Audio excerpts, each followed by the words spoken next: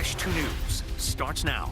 For the first time, we are seeing this picture taken hours before two young men were gunned down during last year's Halloween party in downtown Orlando. Tim Schmidt shared this photo with us of his son dressed in a devil costume, ready for a night of fun with his friends. Schmidt and the parents of Tyrek Hill, the other victim, filed a lawsuit against the city. West 2's Lindsay Sablon is live for us in downtown. Lindsay, these families are worried safety has not improved in the last year. And they are concerned that someone else's child will be killed on Friday. This weekend's Halloween party spans this city block. Those families fear that the venues and Orlando police have not changed security, especially given this year's new open carry law. As 1 year approaches since thousands scattered when gunshots rang out at this deadly Halloween party downtown, the parents of 19-year-old Timothy Schmidt Jr. and 25-year-old Tyrek Hill have one message. If you've got a child attending any of the schools around downtown Orlando or just living up there, I would avoid downtown.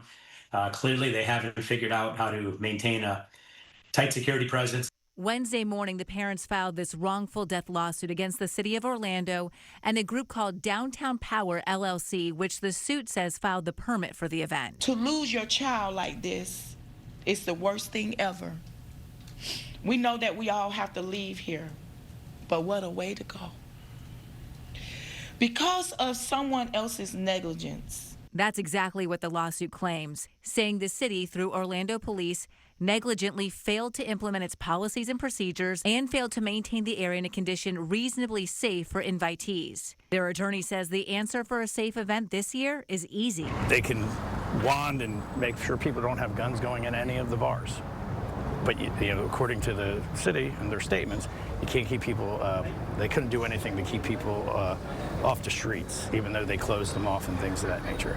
Orlando police told me while we don't discuss specific safety measures, we always plan and staff large-scale events appropriately to provide proper public safety. Commissioner Shan Rose, who represents this area, says they are increasing security. The OPD recently hosted a meeting with the bars and the nightclubs to kind of talk through some mechanisms in order to make sure that everyone's safe and making sure that we open up a streamline of good communication. But the families of these young men want more answers, so this doesn't happen to anyone else. And when he got ready and sent us a picture of him in his costume with his friends, I said, have fun and be safe. And that was our last exchange.